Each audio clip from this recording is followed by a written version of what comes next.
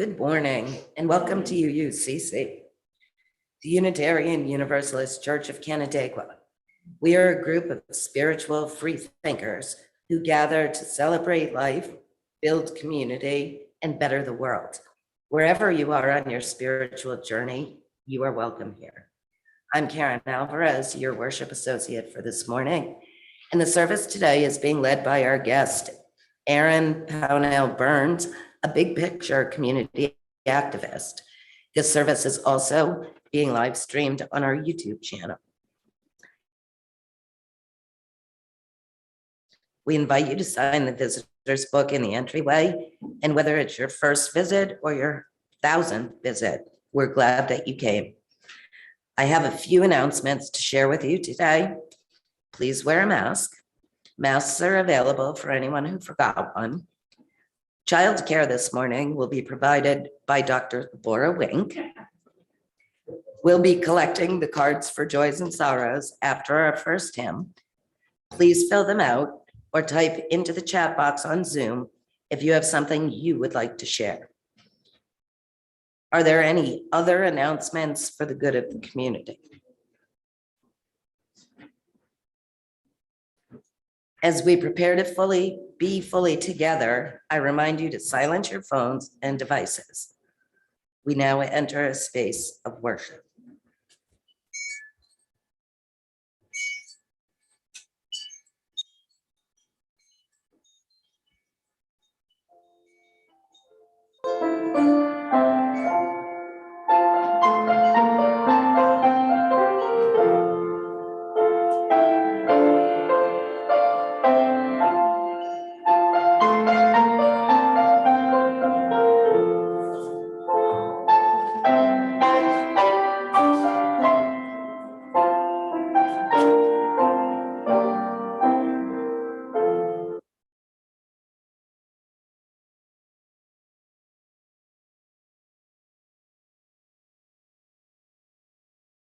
Lighting words as the flame is lit. Do we have any volunteers?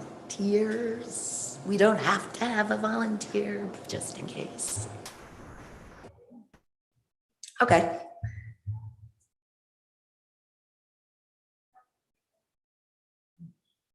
We gather this hour as people of faith with joys and sorrows, gifts and needs. We light this beacon of hope, sign of our quest for truth and meaning, in celebration of the life we share together.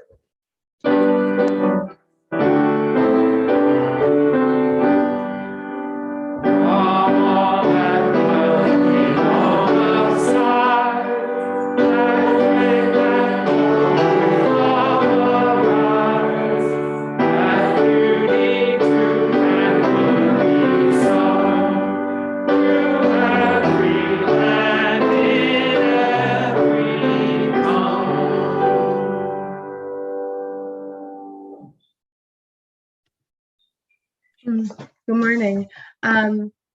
Just a little introduction. My name is Erin Pownell Burns, and I'm super passionate about community wellness in general. And so when Danielle asked me to speak to you guys about cultivating tenacity, it was such a fit that I couldn't say no. So I'm super glad to be here. I am feeling a little bit under the weather, so I'm going to need a lot of help and support from you folks. So I will be asking a lot of you. And one of the things I was wondering is if everybody could have a pen and paper ready. I saw that Danielle put that in the chat for folks that are on Zoom. So when we think about moving from where we are, right, as a modern society and as a community to where we want to be, you know, a place of wellness and health and camaraderie, and thriving, really, where all people have this can thrive. It is going to require a lot of tenacity from each of us, right? Each of us play a part in that puzzle. And so today is really talking about what that part is for each of us as individuals. I wanted to start with sort of a moment to just close our eyes and allow for all of the suffering that's been happening recently. Right, of course, we have our own personal sorrows and the backdrop of the pandemic.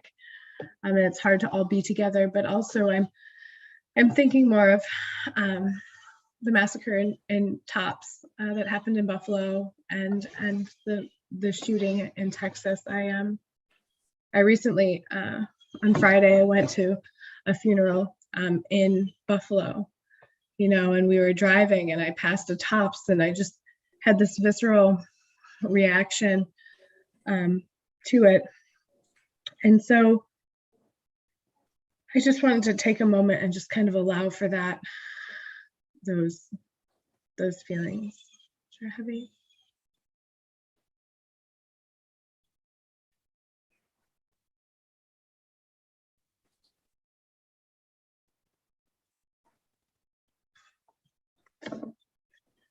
I'm gonna read you a poem.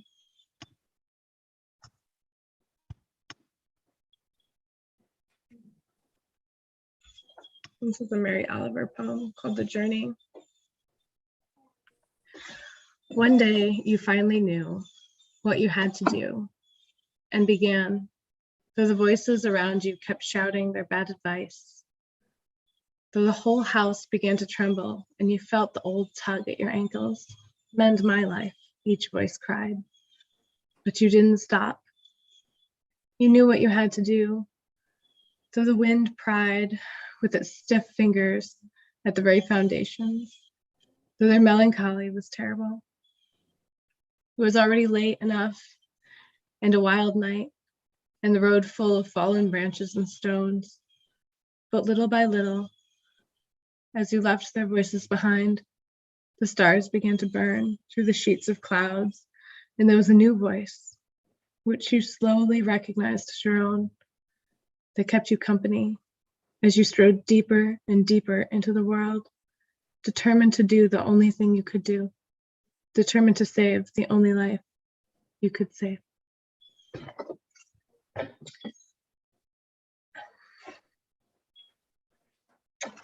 gonna hand it over to Bill for a song. So let's begin our first hymn, which is number 6 in the gray hymnal. Just as long as I have breath, please rise as you're willing and able and join us in singing. Number 6.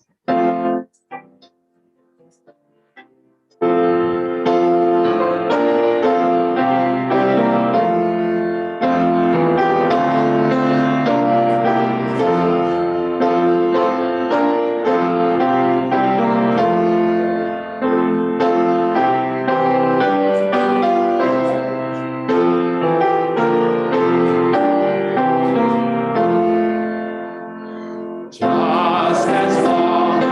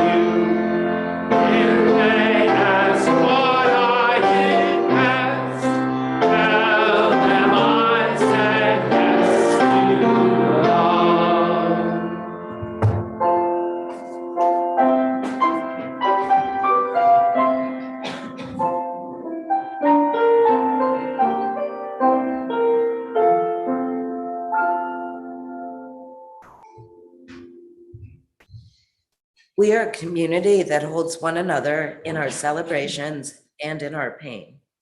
We welcome you to share your joys and sorrows by writing them down on the card found on your chair and placing it in the basket when it comes by you, or by typing in the chat box in Zoom.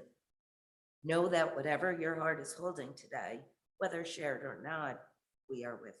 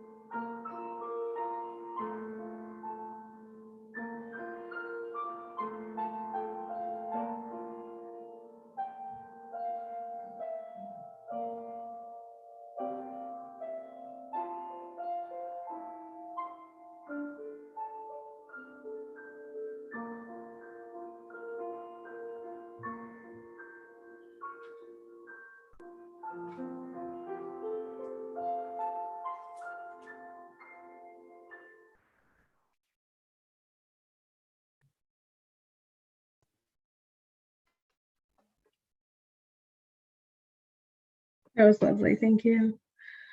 So we're going to move on to a story for all ages, but everybody has a pen and paper, and I was hoping that before we go into the story, we would all just take a moment to write down something we really care about. Maybe a problem in the world or in our own life that we want to see change in. Something that we sometimes think about when we lay down at night. Something that pulls on our heartstrings. So if you could just take a moment and write down one issue that's dear to you while I figure out how to share my screen here.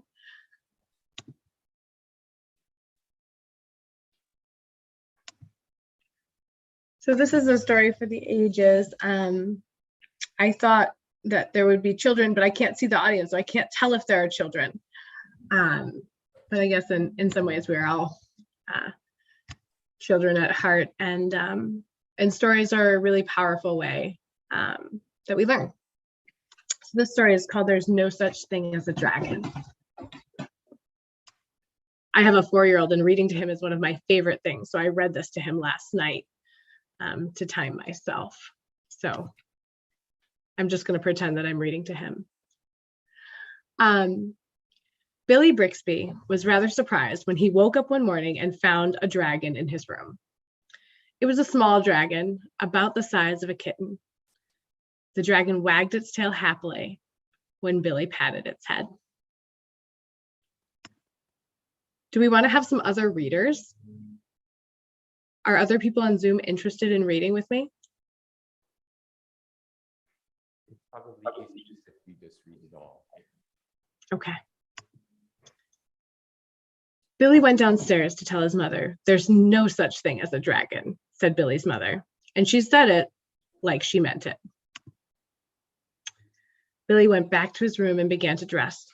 The dragon came closer to Billy and wagged its tail, but Billy didn't pat it. If there's no such thing as something, it's silly to pat it on its head. Billy washed his face and hands and went down to breakfast. The dragon went along. It was bigger now, almost the size of a dog. Billy sat down at the table. The dragon sat on the table. This sort of thing was not usually permitted, but there wasn't much Billy's mother could do about it. She had already said there was no such thing as a dragon. And if there's no such thing, you can't tell it to get down off the table. Mother made some pancakes for Billy, but the dragon ate them all. Mother made some more, but the dragon ate those too. Mother kept making pancakes until she ran out of batter. Billy only got one of them, but he said that's all he really wanted anyway. Billy went upstairs to brush his teeth. Mother started clearing the table. The dragon, who was quite as big as Mother by this time, made himself comfortable on the hall rug and went to sleep. By the time Billy came back downstairs, the dragon had grown so much he filled the hall. Billy had to go around by way of the living room to get to where his mother was. I didn't know dragons grew so fast, said Billy. There's no such thing as a dragon, said Mother firmly. Cleaning the downstairs took Mother all morning, what with the dragon in the way and having to climb in and out of the windows to get from room to room. By noon, the dragon filled the house. Its head hung out the front door, its tail hung out the back door, and there wasn't a room in the house that didn't have some part of a dragon in it.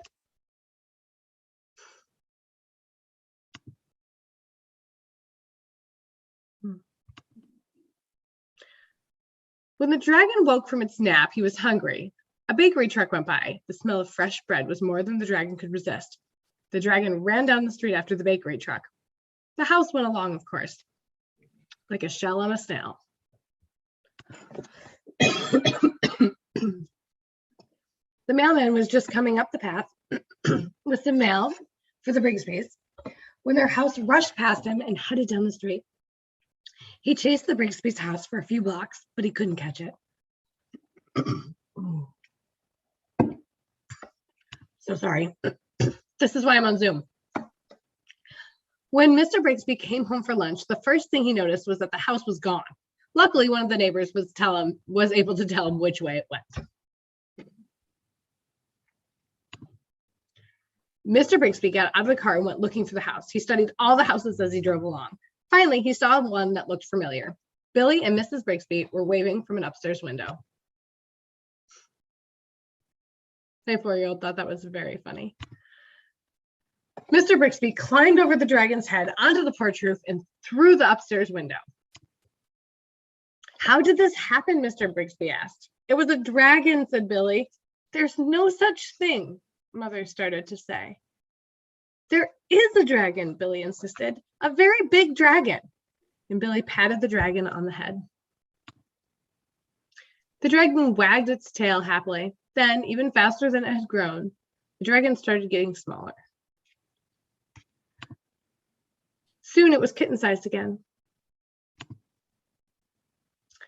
I don't mind dragons this size, said Mother. Why did it have to grow so big? I'm not sure, said Billy, but I think it just wanted to be noticed.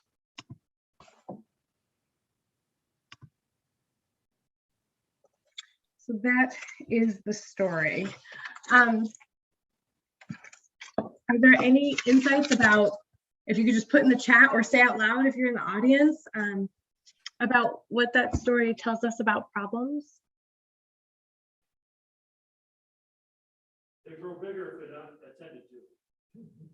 Sure. Yeah, if we don't acknowledge them, they just get bigger and bigger and bigger. The part that's sort of missing from the real life is, when we acknowledge a problem, it doesn't necessarily shrink to kitten size. If we got everyone to agree about global warming, it wouldn't necessarily go away, but at least we could have a shot at working towards solution sets, right? Okay. Also, will always be problems. There will always be problems, absolutely. And life is getting more and more complex in different ways. As we're building new and different things, as humans are organizing in different ways. What else? If we don't believe in them, they're not going to necessarily go away just because we don't see them. Denying that there is a dragon does not mean that there's no dragon. It just means that the dragon's down the street with our house. Yes. So thinking about the ways in which whatever we wrote down as individuals, the ways that that issue has been acknowledged or not acknowledged, right? by us at different times of their lives, and also by others and by society, right? And what kind of attention it might need moving forward. Okay. Bill, I think it's back to you for offerings and joys and sorrows. Thank you.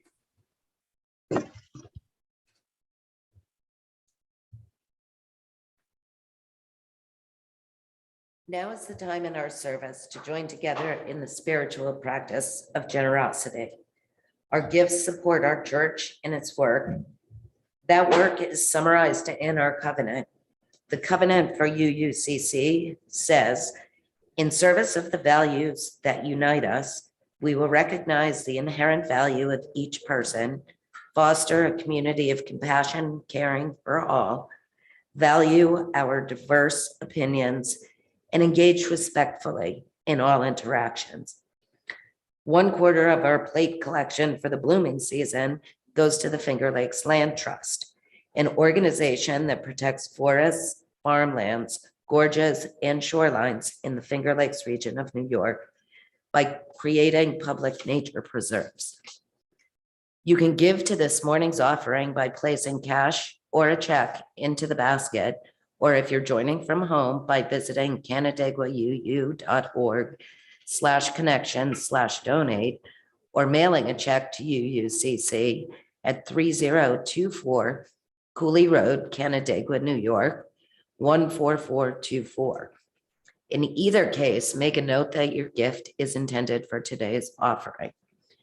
I also want to make mention that we're collecting donations for a food drive for Feed Buffalo and First Fruits Food Pantry.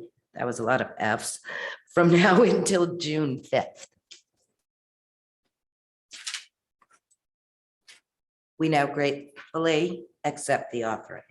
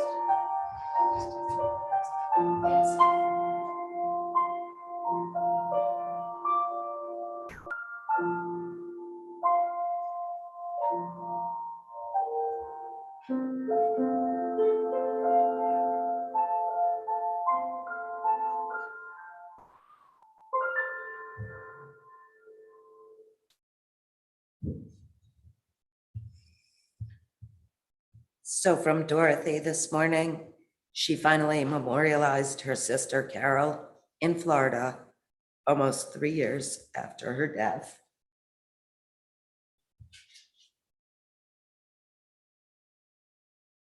A very simple joy that just says Western New York, which I'll go with that. A note to play a part in creating a peaceful world. Sorrow is all the families not together, laughing, playing, and planning the day together, and instead going to a funeral.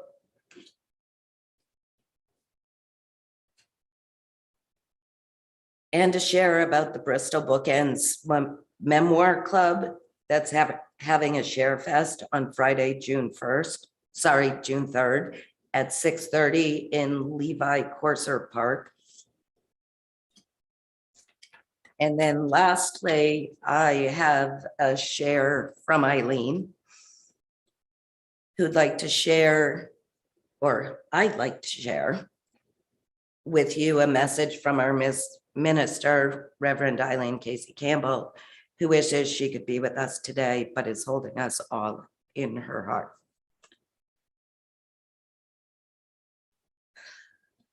My friends, I wish I could fix this, like a Band-Aid on a scraped knee, or a thread and needle to a torn seam. This tear is too big, isn't it? I know you're afraid, You're afraid danger may be lurking anywhere you turn. You're terrified to send your own precious babies out into the world. You're scared of school, work, the grocery store, maybe church even. And I wish I could wash away that fear, but I can't.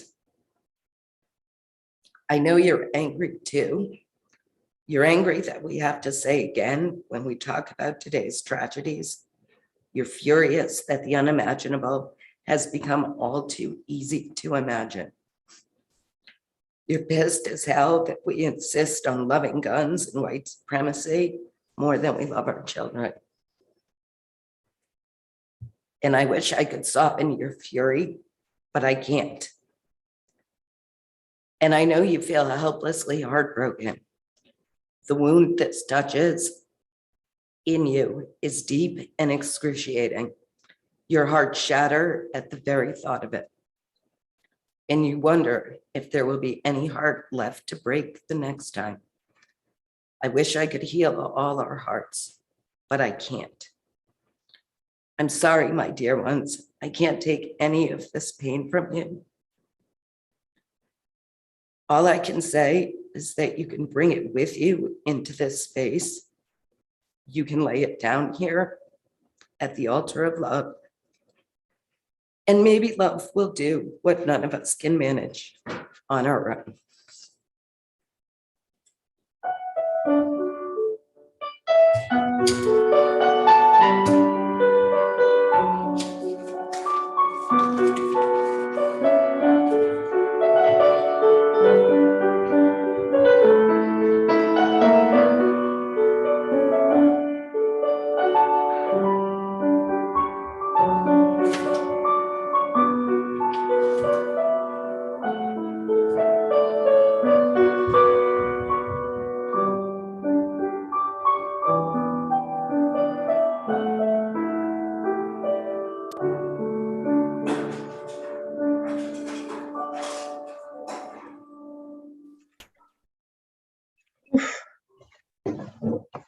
I definitely felt that. I think this is the part where we dismiss the children, if there are children here. They have, have dismissed already. They're like, okay, we're out. So I have a short meditation for us, and I think that for me, I'm kind of a doer. I'm a really action-oriented person, and there's strengths and weaknesses to that. But one of the weaknesses is that sometimes that action can come from a place of anxiety, especially when I see something that's unjust or tragic, right? It can feel really, I can be in action without being centered, which isn't necessarily sustainable or the best thing. So I often meditate. I use an app on my cell phone, but I found one that I thought we could share together. So I'm going to share my screen, share my sound. It's just 3 minutes.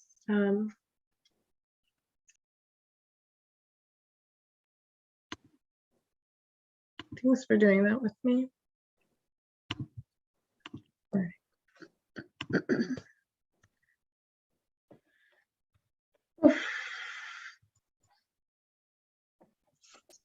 So as I was thinking about what to talk about today, and thinking about how much tenacity is required for our complex social and environmental problems, I came upon some quotes that really resonated with me, and I wanted to share some of them with you.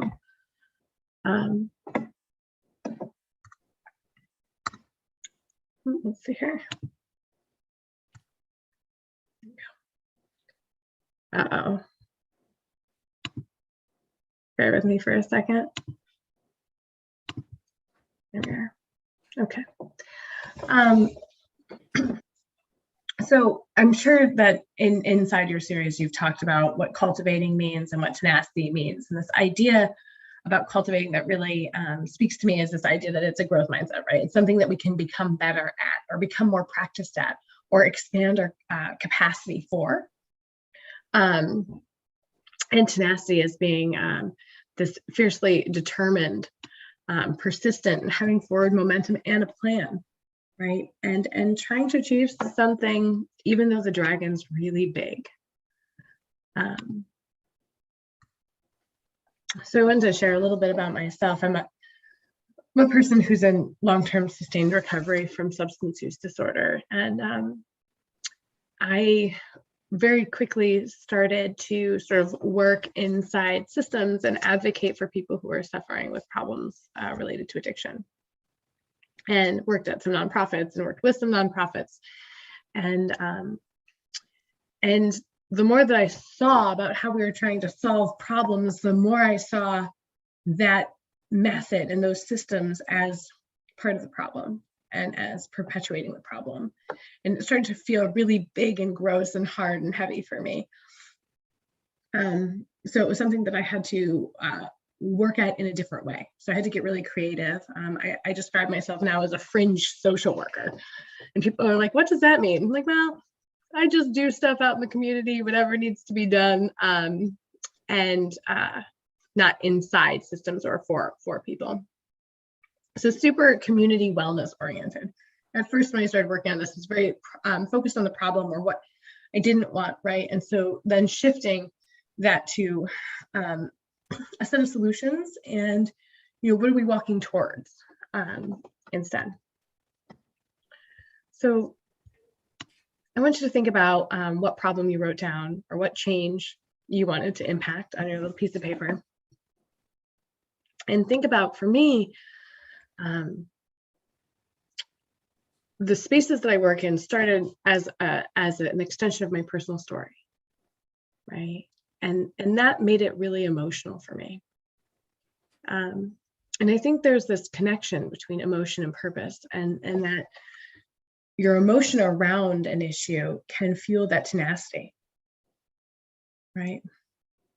It can also make me an angry person or a person that's in need of some centering and some meditation. But when it's functioning properly, it's very motivating for me.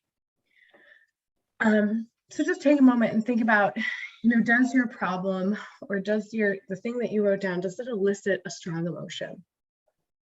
And if so, what emotion is that? Will somebody call out an emotion?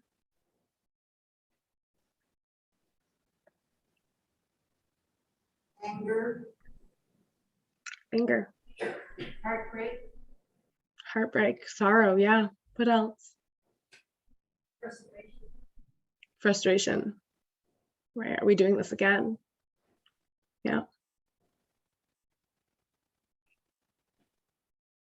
Yeah. Disappointment. Disappointment. Absolutely. That feeling inside, I can almost feel it in my body. You know what I mean? I can feel that heaviness. Will somebody share with me the topic that they want to sort of move the needle on?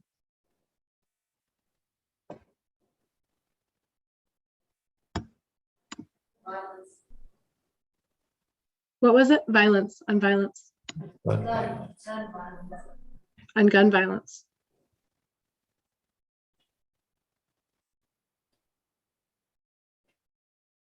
Yeah.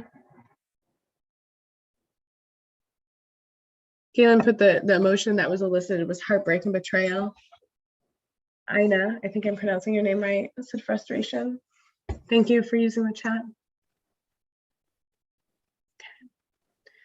Okay. So one thing that I want you to write down on your paper, because there's something powerful about having it in your own pen, is just take a moment to write one sentence about why you want to work on that. What makes it important to you?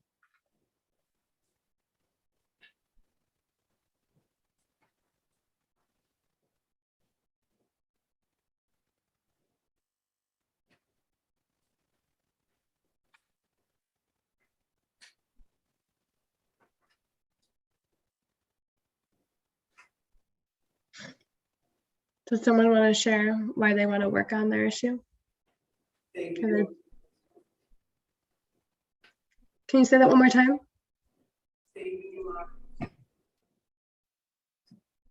They said saving lives. saving lives, right? This life is precious. What else? No affected people. I know affected people.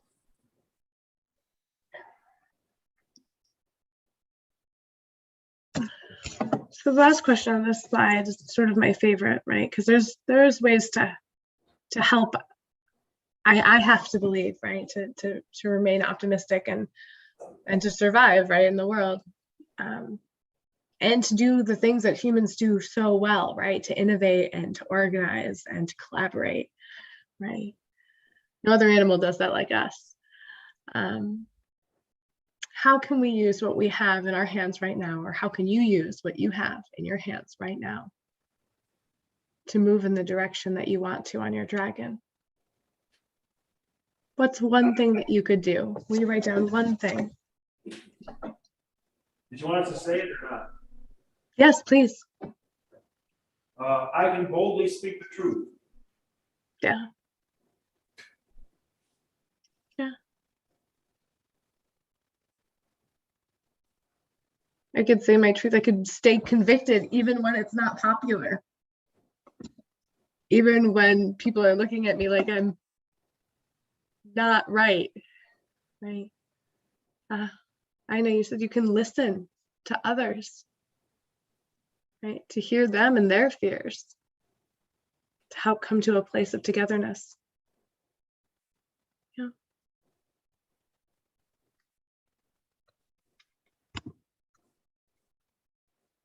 I think there's so much silence because we're all feeling a little hopeless.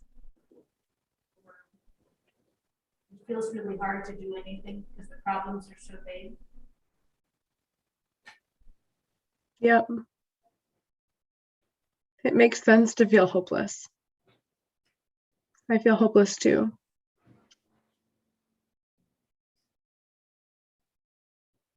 I wonder sometimes if hopelessness is one of the things that make us sort of ignore the dragon. I don't know.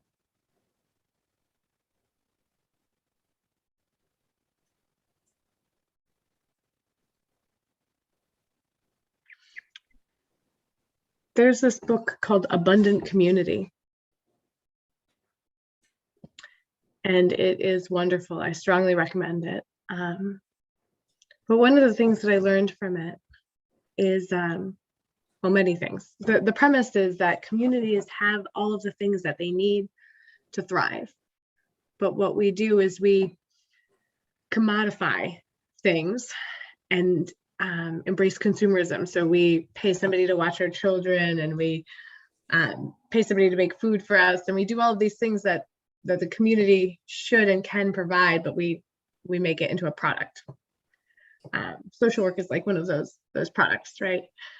And so one of the recommendations that they have is to do a gift inventory of your community, right? And sometimes I think that we should also do a gift inventory of ourselves. So write down 2, maybe 3 gifts that you have that you might use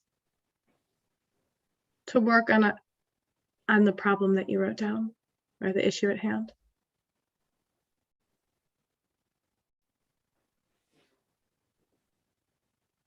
Just a few gifts.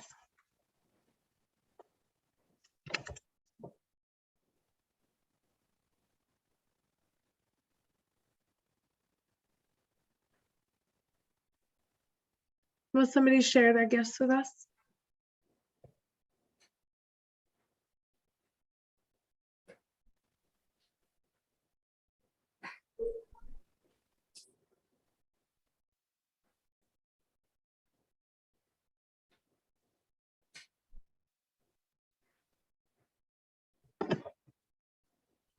One thing I have is time. That is a gift. A gift we so often don't have in the throes of, careers and capitalism, right? That's a beautiful gift to share. What else?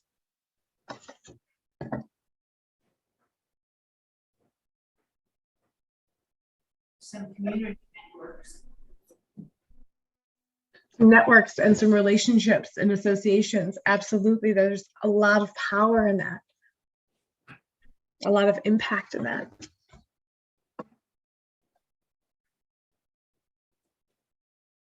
I have energy when I'm not sick most of the time.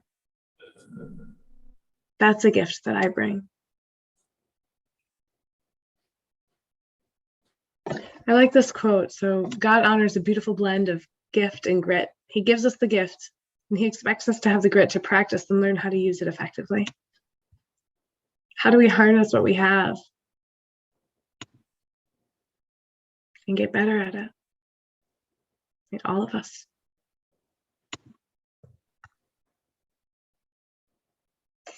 So here's just a few quotes, and we're running out of time, so I'm going to go breeze through this. Let's just take a moment to read these. And then write down what your favorite one was.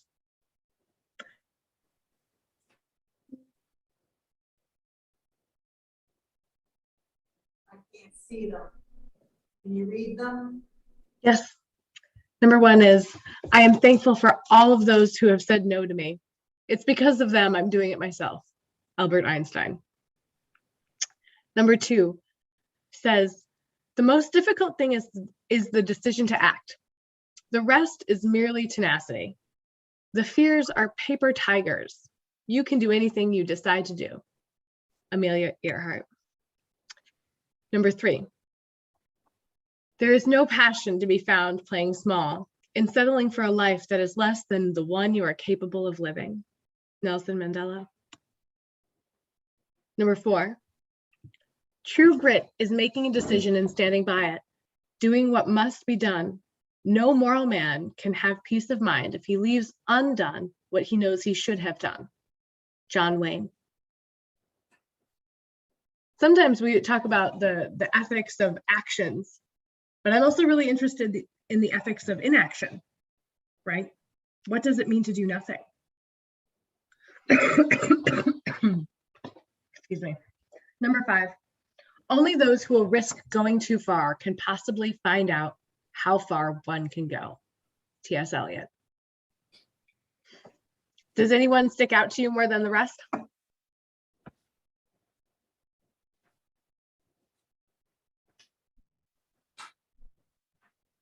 Nelson Mandela. I vote for number 4. Cowboys, huh? I just came from Texas. Number 2. Number 2. Yeah, that part, the fears are paper tigers, right? Kaylin said that number 1 really, really hit authentically, right? When we experience those obstacles, those people that said no, right? Then how can we let it make us more resolute, right? In speaking that truth that you're talking about.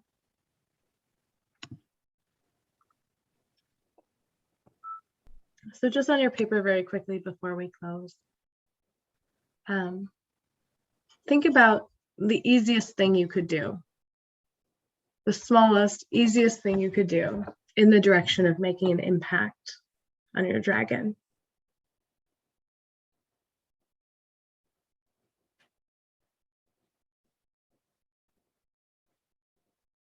And in what way does one of your gifts help you make the impact that you want?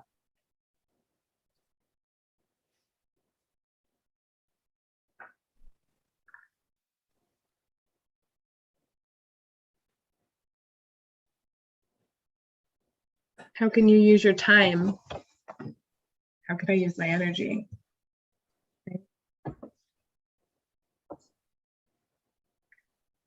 Will someone share for us?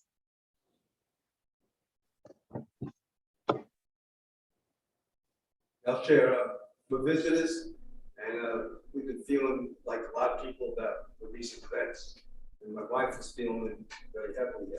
We're on our way to do some sightseeing, and she just hit her to come to this church.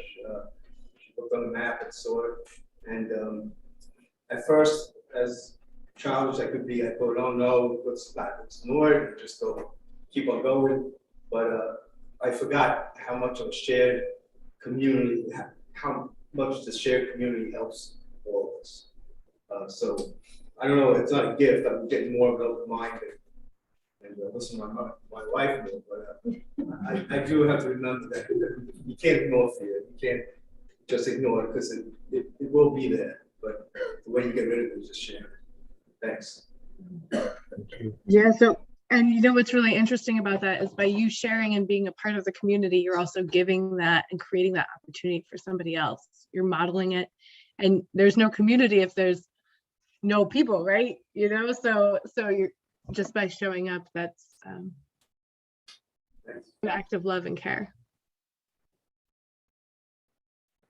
What else?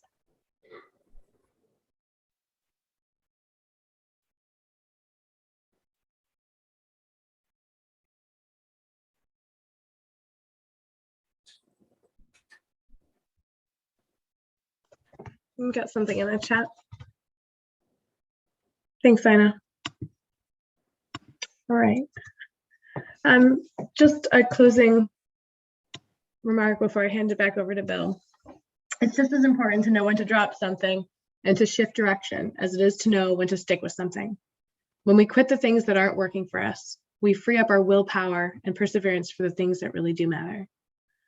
So when you're thinking about working on that dragon, on that thing that really matters to you, it might also require us to drop something else. And that's okay. So I challenge you to kind of think about what isn't serving you, what used to excite you but doesn't anymore, what takes up a big part of your calendar but isn't that important.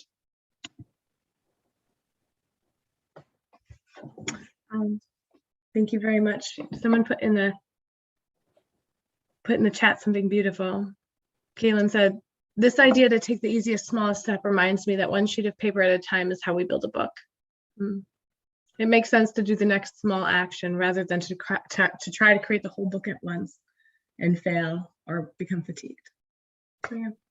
So be gentle with ourselves.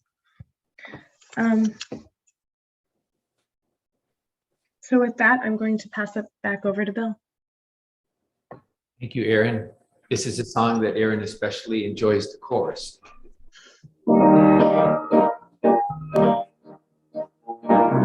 Last night I had the strangest dream. I sailed to Carolina in a little boat to find you, and you said you had to get your laundry cleaned. Didn't want no one to hold you, what does that mean? And you said, ain't nothing gonna break my stride, nobody gonna slow me down. Oh no, I got to keep on moving, ain't nothing gonna break my stride. I'm running and I won't touch ground. Oh no, I got to keep on moving. You're on the road and now you break it fast. The road behind was rocky, now you're feeling cocky. You look at me and you see your past. Is that the reason why you're running so fast? And she said, ain't nothing gonna break my stride, nobody gonna slow me down. Oh no, I got to keep on moving, ain't nothing gonna break my stride. I'm running and won't touch ground. Oh no, I got to keep on moving.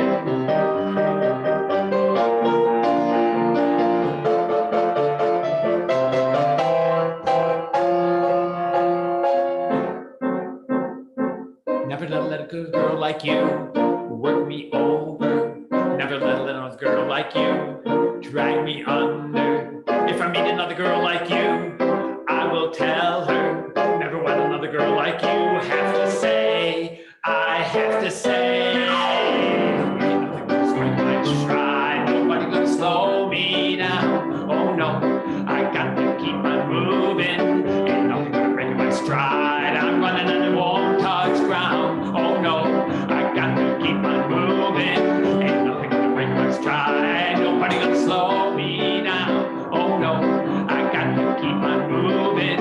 Ain't nothing gonna break my stride. I'm running and I won't touch ground. Oh no, I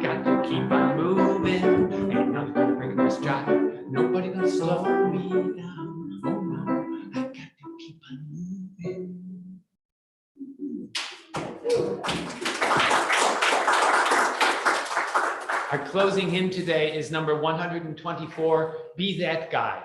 Please rise as you're willing and able and join us to sing.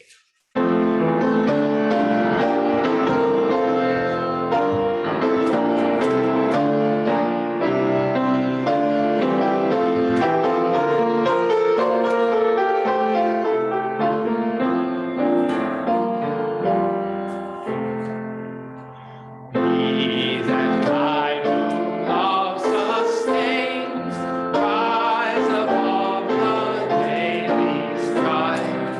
Live on high, the good you find, now to heal the hurts of life.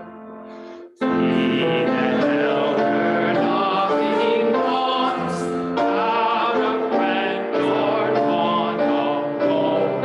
Never strive for liberty, show the path that life should go. Be that builder trusting good, in though the test may be. Through all ages they are right, though they build in agony. Be that teacher faith corrects, who beyond the hope unveiled, all will ride and fear that day, we tomorrow's pioneer.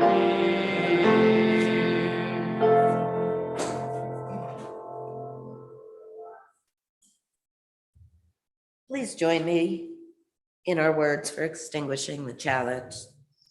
If you don't know them by heart, they can be found at number 456 in the back of the gray hymnal. We extinguish this flame, but not the light of truth, the warmth of community, or the fire of commitment. These we carry in our hearts until we are together again.